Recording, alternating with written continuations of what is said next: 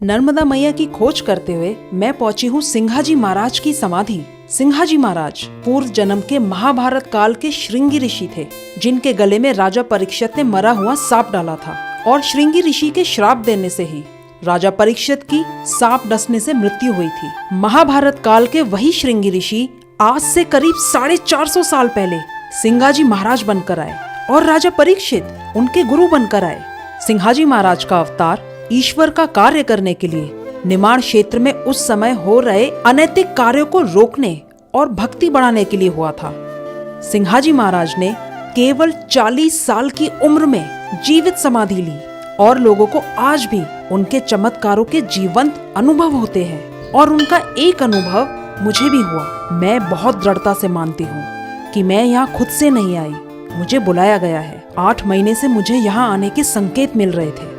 मेरी नर्मदा परिक्रमा के दौरान महाराज जी की समाधि के बाहर से गुजर जाने पर पूरा दिन रास्ता भटकना, मेरी खड़ी गाड़ी का टायर ब्लास्ट होना, मध्य प्रदेश टूरिज्म का फोन करके पूछना कि क्या आप सिंघाजी महाराज की समाधि गए थे, इन सभी बातों को जानने और सिंघाजी महाराज के चमत्कारों को सुनने के लिए उनके वंशज और वर्तमान के महंत जी और मेरी बातचीत आपको जरूर सुननी चाहिए। मैं आपको बताऊं सबसे पहले कि मैं यहाँ कैसे पहुंची हूँ। मैं 6 महीने पहले नर्मदा मैया की परिक्रमा पे थी और यही पास से कोई हनुमान जी का मंदिर है, वहां रुकी थी।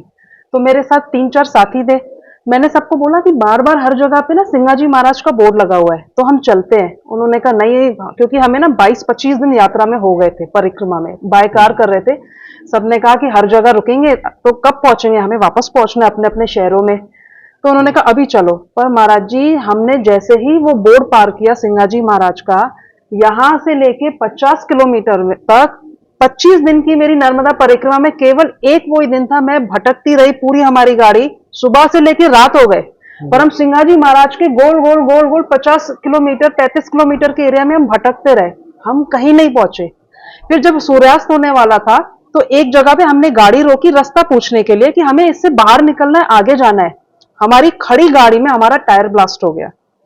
उस वक्त मुझे लगा कि शायद कुछ तो गलती हुई है। क्या हमने सिंघाजी महाराज की समाधि में दर्शन करने नहीं गए और परिक्रमा मार्ग में था, इसलिए क्या?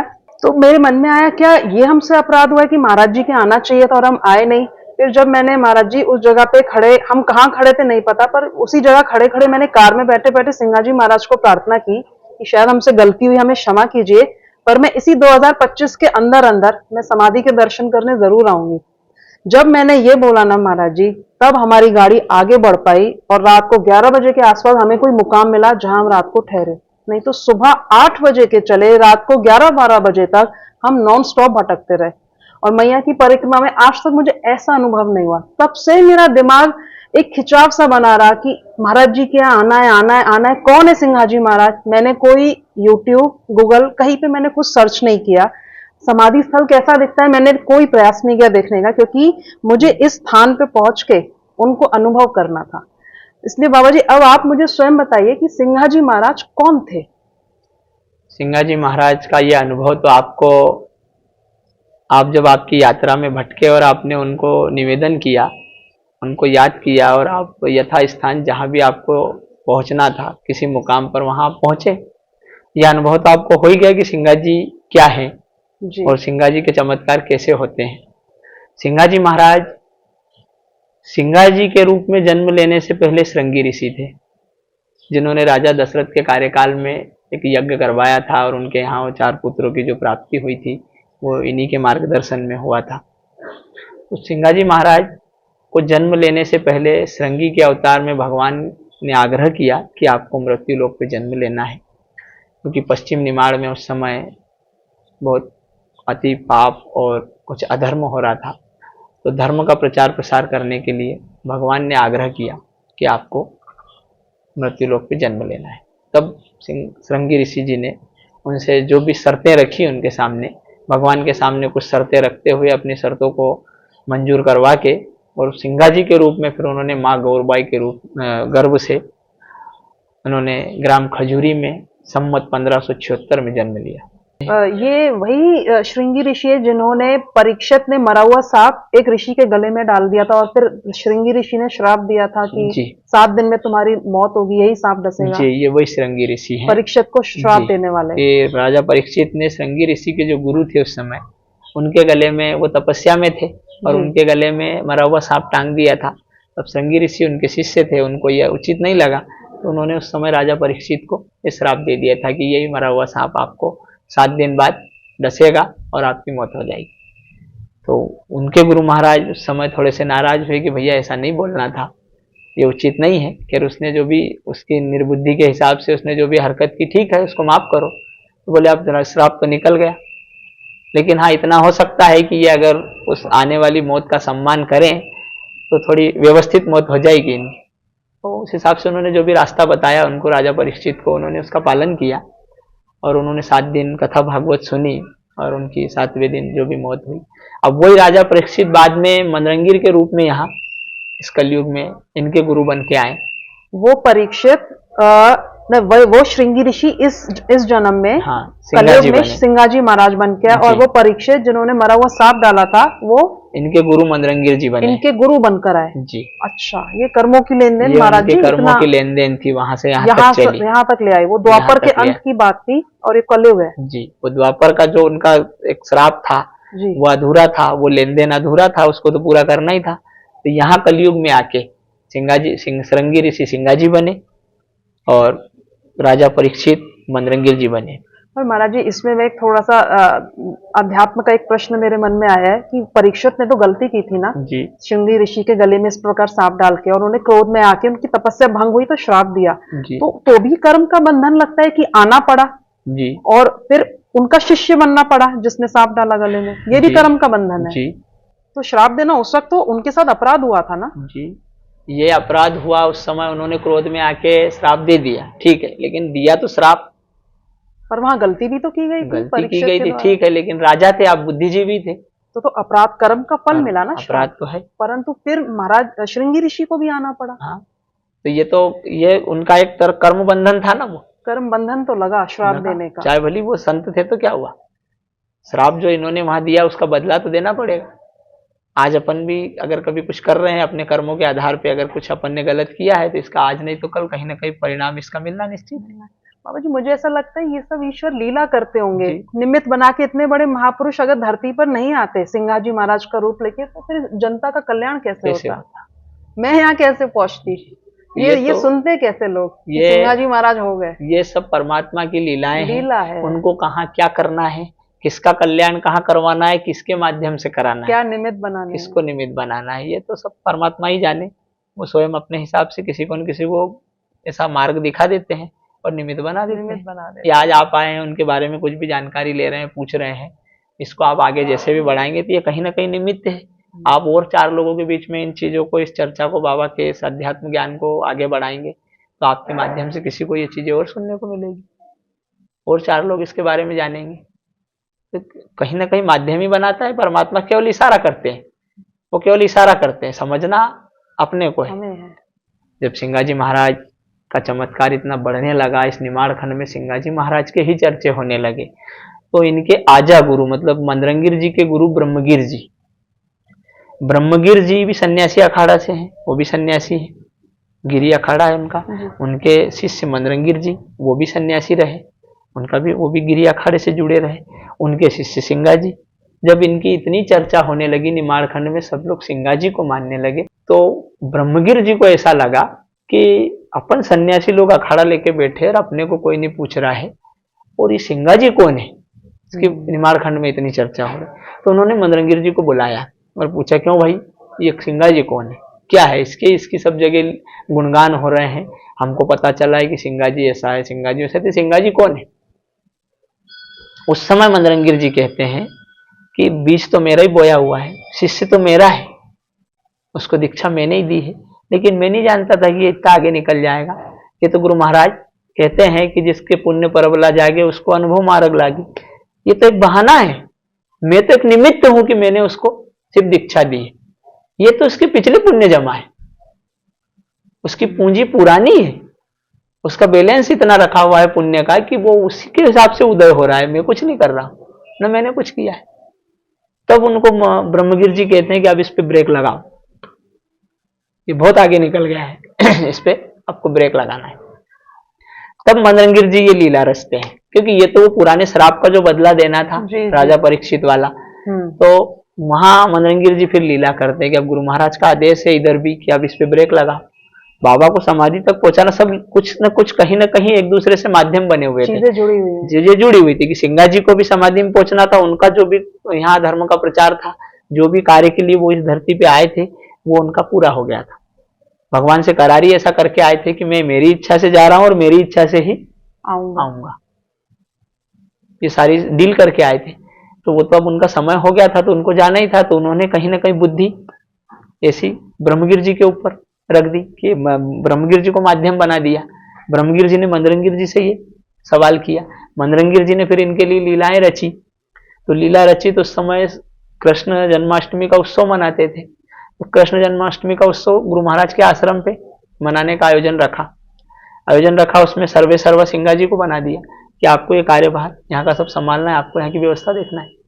ठीक है गुरु महाराज। अब गुरु महाराज ने सब व्यवस्था में इनको लगा दिया और स्वयं लेट गए। तो उस समय थोड़ा सा शब्दों को पकड़ने वाली बात हुई कि सिंगा जी ने शब्दों को पकड़ा। गुरु महाराज ने कहा भैया मैं थोड़ा लेट जाता हूँ, मेरे को अगर नींद लग भी जाए तो ध्यान रखना भगवान का जन्म हो तब मुझे जगाना। यहाँ शब्दों को पकड़ने वाली बात हो रही। जन्माष्टमी मनाई जा रही है, अपन सिर्फ जन्मोत्सव मना रहे हैं, भगवान का जन्म नहीं हो रहा है। भगवान का जन्म द्वापुर में एक ही बार हुआ था, कोई बार बार नहीं होता है। अपन जन्मोत्सव मनाते, जैसा अपना बर्थडे मनाते हैं ऐसा उनका मना रहे थे। तो गुरु महाराज क्या कह रहे हैं कि भगवान का जन्म हो उस समय मुझे जगाना, अपन आरती पूजन करें। वहां सिंगा जी महाराज ने शब्द पकड़ ली कि भगवान का जन्म तो द्वापुर में एक बार हो गया, अब क्या होना है बार बार, अब तो केवल उनके नाम से अपने को आरती पूजन उनके समय पे करना है। गुरु महाराज ने ये नहीं कहा कि जन्म का समय हो तब जगाना।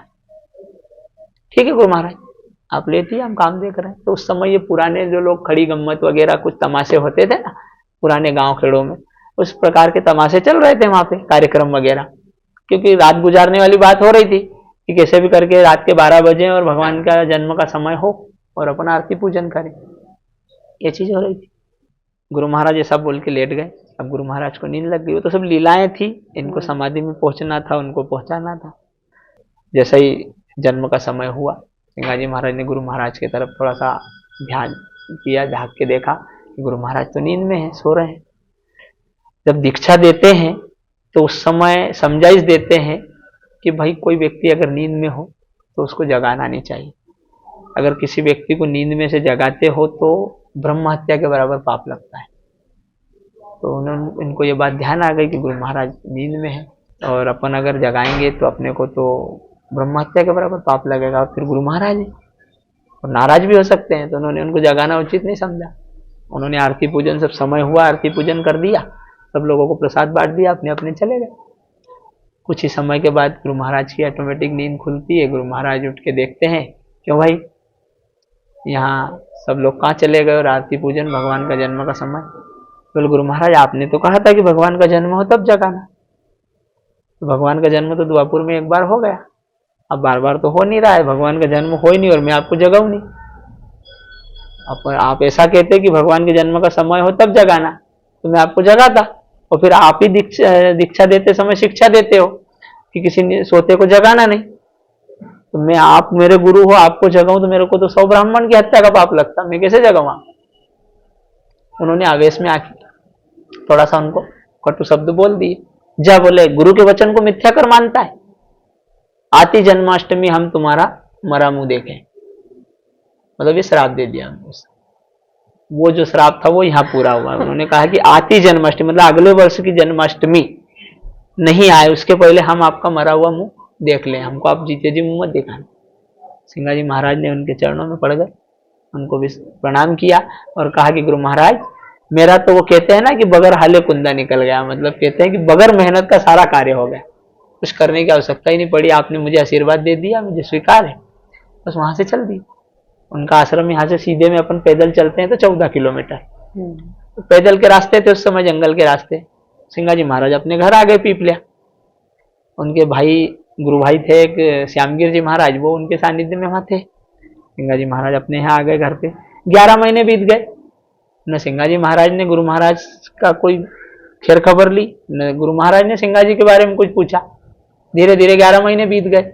अब 11 महीने बीतने के बाद जब अगले वर्ष का सावन आया, तो सावन में अचानक सप्तमी के दिन गुरु महाराज को अचानक याद आती। तो वो श्यामगिर जी से पूछते हैं कि अरे भैया, सिंगा की कोई अभी तक खबर नहीं आई, सिंगा के क्या हालचाल है, कुछ अपने को जानकारी नहीं मिली उसकी। ये श्रावण शुद्धि सप्तमी को पूछते हैं गुरु महाराज। तो बोले गुरु महाराज अभी तक तो कोई जानकारी नहीं मिली। तो गुरु महाराज को अचानक ध्यान आता है, वो एक पत्र उठा के लिख देते हैं, उठाते हैं कागज कलम और एक पत्र लिख देते हैं कि सिंगा जी को जाके पत्र देना है। उसमें पत्र में लिख देते हैं कि क्यों रे सिंगा, तूने गुरु के वचन को मिथ्या कर माना, अब तक अपनी देह बचाया, अपने परिवार में और अपने काम धंधे में इतना लौलीन हो गया कि गुरु महाराज के आदेश का पालन ही नहीं किया, अब तक अपने शरीर को नहीं छोड़ा।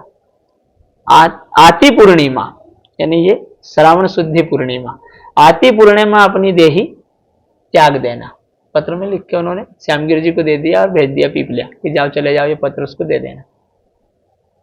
जब श्यामगिर जी पीपले आते हैं तो गुरु भाई आए हैं, तो गुरु के समान उनको दर्जा देते हैं, बहुत आराम से एक दूसरे से मिलते जुलते हैं और सत्संग होता है, रात भर साथ में रहते हैं, साथ में भोजन प्रसादी होती है। लेकिन सिंगा जी उनसे नहीं पूछते कि गुरु महाराज ने मेरे लिए कुछ प्रसाद दिया क्या, मालूम सब है कि गुरु महाराज ने मेरे लिए पत्र लिखा है, लेकिन मांगते नहीं है। और न श्यामगिर जी मन से देते हैं कि मैं दूंगा तो ये कुछ न कुछ कदम उठा लेगा, मेरा एक भाई चला जाएगा हंस। श्यामगिर जी बोलते नहीं है, वो ये पूछते नहीं है। ऐसा रात भर समय उनका निकल जाता है। सुबह दूसरे दिन अष्टमी को जब जाने की तैयारी होती है तो दोपहर का खाना साथ में खाते हैं। उसके बाद सिंगा जी महाराज अपनी मवेशी वगैरह जंगल में रहती है, तो उनको देखने के लिए पिपरान नदी है साइड में, नदी मंदिर के उस तरफ, पिपरान नदी के पार, और इधर से उनका जाने का रास्ता। तो उन्होंने कहा भैया मैं मेरी गाय भैंसों को देख लूंगा, आप उधर चले जाना, चलो वहां तक आपको पहुंचा दूं। नदी पार तक श्यामगिर जी के साथ में आते हैं, उनको पहुंचाते हैं। तो वहां नदी पार आने के बाद में सिंगा जी कहते हैं कि भैया गुरु महाराज ने मेरे लिए जो प्रसाद दिया है, जो पत्र दिया है, वो मेरा दे जा, आप वापस क्यों ले जा रहे हो? तब तक वो उनका देख रहे थे कि ये मन से देते कि नहीं।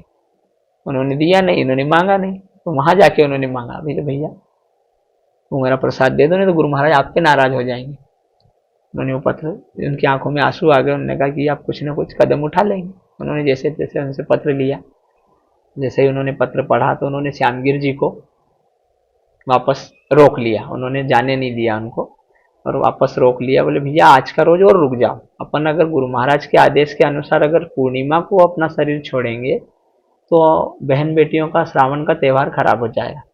तो अच्छा है कि नवमी तिथि अपने लिए बहुत अच्छी है। नवमी तिथि में 9 का पहाड़ा 9 से लेके 90 तक जब भी जोड़ोगे तो बराबर 9 जाता है।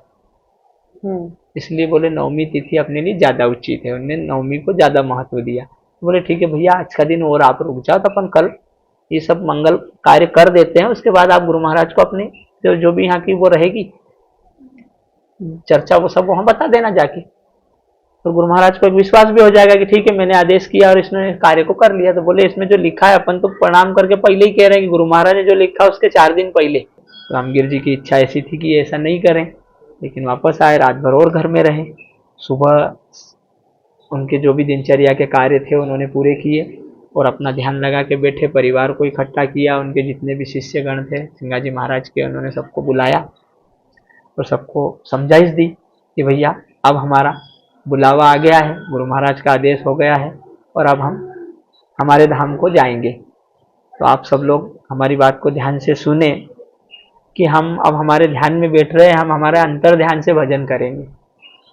ठीक 4 बजे हमारा ये शरीर आत्मा से अलग हो जाएगा, हमारी आत्मा इस ज्योति में प्रज्वलित हो जाएगी। यानी उन्होंने एक दीपक तैयार करके रख दिया, बोले हम ये ज्योति को सामने रख के ध्यान कर रहे हैं। ठीक 4 बजे हमारी आत्मा इस ज्योति में लीन हो जाएगी, ज्योति में समा जाएगी और ये शरीर हमारा रिक्त हो जाएगा। आप इस शरीर को नर्मदा जी में विसर्जन कर देना। सब ऐसा परिवार वालों को और शिष्य लोगों को समझा दिया। बाबा जल समाधि चाहते हैं, ये भी सब लीलाएं थी उनकी जी कि क्या करना है। जल समाधि का उन्होंने एक समझाइश दे दी, लेकिन जल समाधि दी क्या, हुई क्या, ये चीज उन्होंने उस समय से समझा, इसमें बता दी।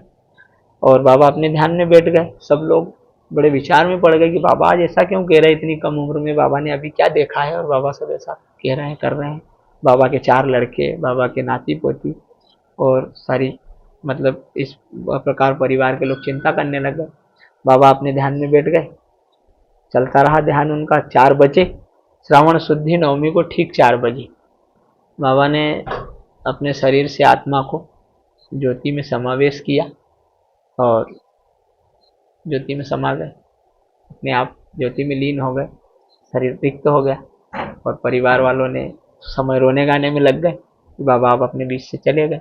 परिवार वाले रोने गाने लग गए, शिष्य लोग रोने गाने लग गए कि आप क्या करें। सब ये चीज को भूल गए कि बाबा ने ये कहा था कि हमको जल समाधि देना। अब सब एक दूसरे से बातचीत करने में हमने ये तय किया कि ठीक है, अब बाबा को एक काम करें, अपन अपने बीच में रखना है। नदी फिपराड़ के किनारे बाबा को अपन स्थायी समाधि दे देते हैं।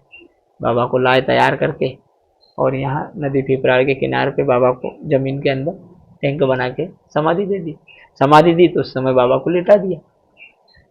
लिटा देने के बाद में सब अपने अपने चले गए, ऐसा कच्चा ओटला बना के चले गए। करीब करीब 6 महीने बीत गए, किसी ने बाबा पे ज्यादा ध्यान दिया नहीं। परिवार वाले भी सब अपने अपने हो गए। अब ऐसे 10 दिन के बाद में सब लोग अपने एक दूसरे को भूलने लग जाते हैं, सब अपने में हो गए। और बाबा ने जो ज्योति दे गए थे उस समय, ये ज्योति आज भी वो निरंतर जल रही है। बाबा ने जब उस समय ज्योति प्रज्वलित करके और ज्योति में 466 वर्ष हो गए जी बाबा जी को समाधि लिए, तो 466 वर्ष से ज्योति जल रही है ये निरंतर जल रही है जी। और अभी तो इतनी व्यवस्थाएं भी आपको दिख रही है, पुराने टाइम में इतनी व्यवस्थाएं भी नहीं थी। ये जो नदी पास में थी, इसकी बाढ़ कई बार मंदिर के अंदर आ जाती थी, तो बाढ़ में भी ये ज्योति सुरक्षित रही है, क्योंकि उसमें बाबा स्वयं है। स्वयं बाबा की आत्मा है उस ज्योति में। उस ज्योति को आप ये ना समझे कि ये घी से जल रही है और एक अग्नि की लौ है, उसमें बाबा की वो आत्मा है, स्वयं बाबा विराजमान है उसमें। यहाँ दर्शन का महत्व ही उस ज्योति का है।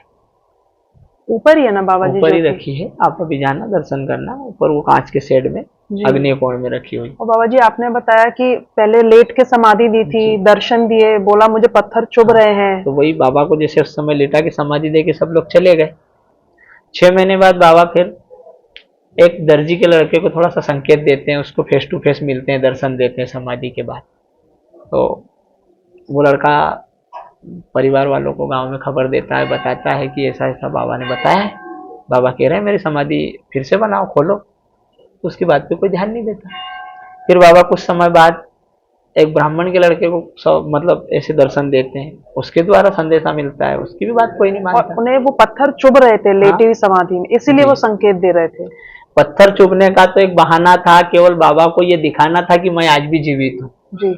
बाबा ये दिखाना चाह रहे थे सबको, ये उनकी लीला थी कि वो ये मतलब इस पृथ्वी पर रहने वाले लोगों को, इस मृत्यु लोक पर रहने वाले प्राणियों को ये दिखाना चाह रहे थे कि मैं मेरी तपस्या के बल पे आज भी सशरीर जीवित हूँ, सुरक्षित हूँ।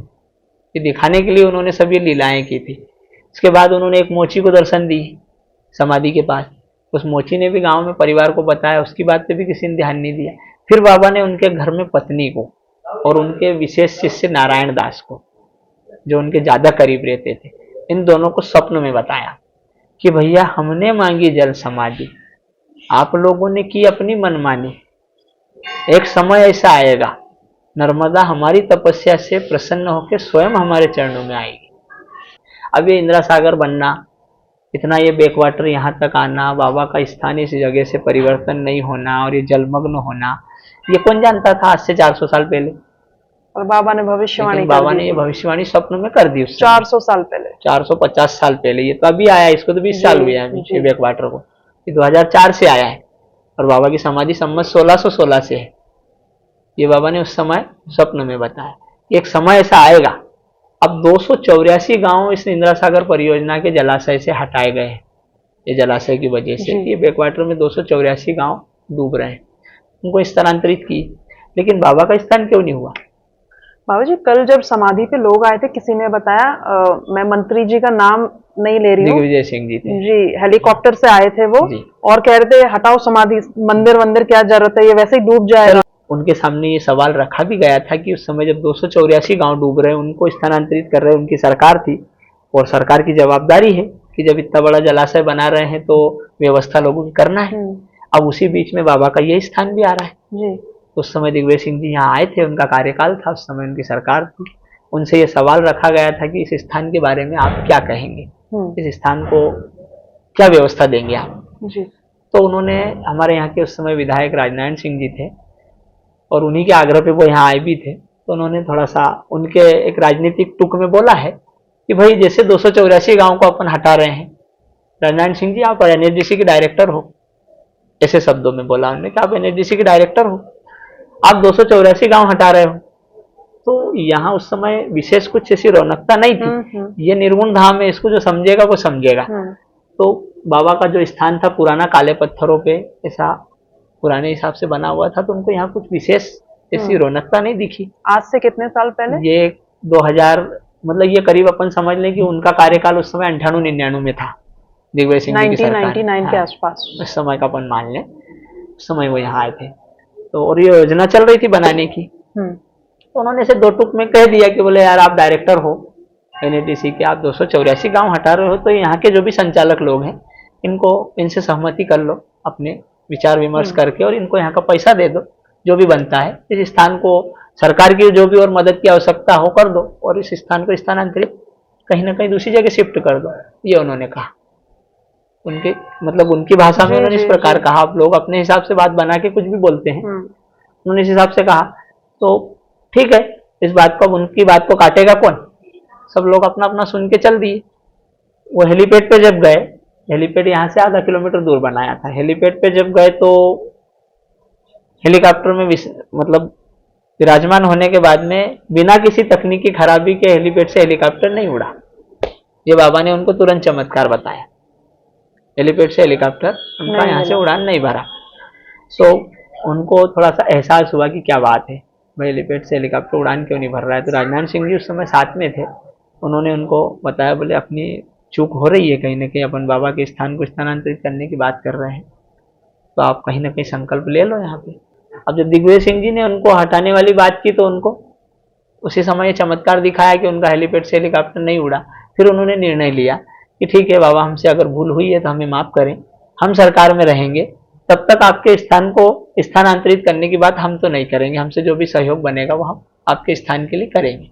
यहाँ से जाने के बाद बाबा की उनके ऊपर क्या कृपा हुई, तो उन्होंने 7 करोड़ रुपए की मंजूरी इस स्थान को बनाने के लिए, यहीं यथास्थिति स्थिति में रखने के लिए उन्होंने 7 करोड़ रुपए की मंजूरी दी उनकी सरकार ने।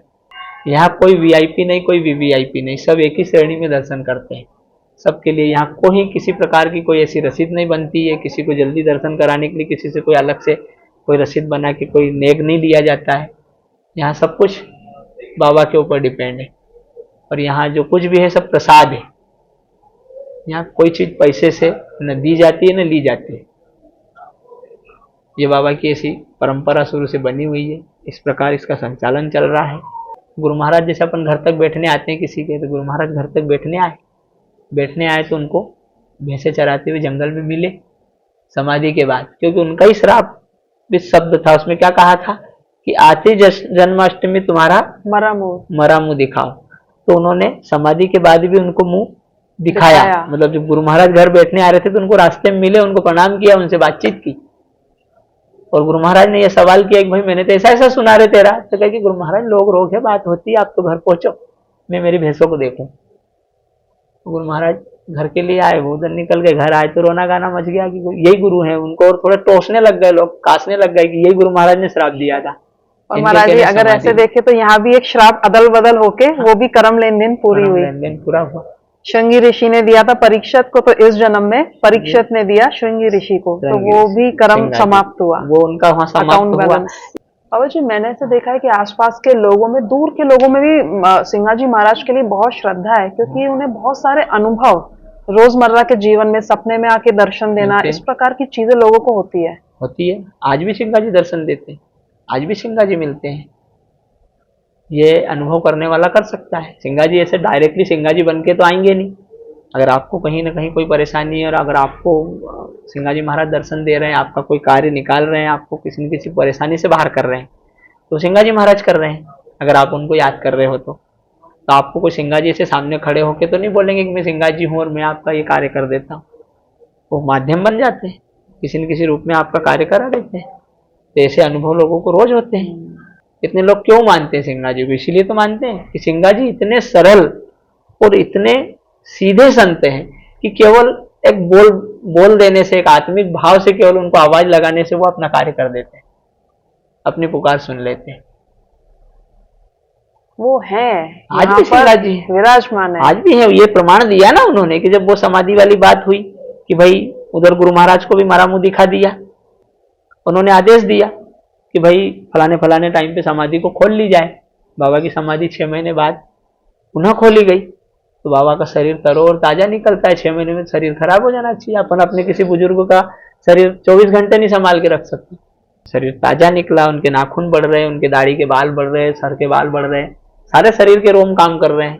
संवत 1616 में श्रावण शुद्धि 9वीं को अपना शरीर छोड़ के अपनी आत्मा को ज्योति में विराजमान करते हैं। उस दिन से वो ज्योति में समा जाते हैं। फिर उनके शरीर को पुनः 6 महीने बाद खोल के वापस समाधि में बिठा के पक्की समाधि बनाते हैं। तब से बाबा की समाधि आज 466 वर्ष हो गए हैं। बाबा की समाधि पे निरंतर पूजन आरती चल रही है, भजन कीर्तन चल रहे हैं, और बाबा का ये समाधि दिवस 466 वर्ष से निरंतर इसी प्रकार मनाया जा रहा है। समाधि के अंदर जीवित बैठे हैं, ज्योति में आत्मा है, शरीर उनका समाधि में है। आज भी उनकी लीलाएं वहीं की वहीं है। इस प्रकार से सिंघा जी को मानने वाले लोग सिंघा जी को मानते चले आ रहे हैं। सिंघा जी आज भी सबका कार्य पूर्ण करते हैं। और जिनको बुलाना है तो कहाँ दूर दूर से भी खींच के बुला लेते हैं। और हमें तो कुछ भी नहीं पता, मैंने जीवन में इनका नाम भी नहीं सुना था। हम तो गुजरात में रहते हैं, पर महाराज जी की लीला क्या रचना रची, उस वक्त नहीं पहुंच पाई। 6 महीने पहले जब परिक्रमा में थी, तो अब समाधि दिवस के दिन बुला लिया हमें। और आज आपने विशेष दिन बुलाया, विशेष दिन बुलाया, ओमकारेश्वर से लौटाया हमको। और बुलावा था तो आप आ गए। ये भी एक मतलब आपको एक अनुभव हुआ ना जी कि सिंघा जी कौन है, क्या है, उनके बारे में आप जानते ही नहीं थे, और उनके एक विशेष दिन आपका यहाँ आगमन हो जाना, मतलब ये भी उन्हीं की कृपा है ना। हमारा बहुत बहुत सौभाग्य महाराज जी, आज हम इस स्थान पे पहुंचे और आपके दर्शन हुए। और महाराज जी के बारे में इतना आपने जो बताया सुनाया, हमें कोई नहीं इतना बता सकता। तो सब कृपा उनकी है। आज का कुछ आपका योग सहयोग बना, उन्होंने ही आपको बुलाया, आपकी इच्छाएं थी, आप आना चाह रहे थे, और उन्होंने इस संयोग से आपको बुला लिया और इतना समय दे दिया कि आपको उनके बारे में इतना सुनने को मिल गया। आप समय देने के लिए बहुत बहुत आपका धन्यवाद।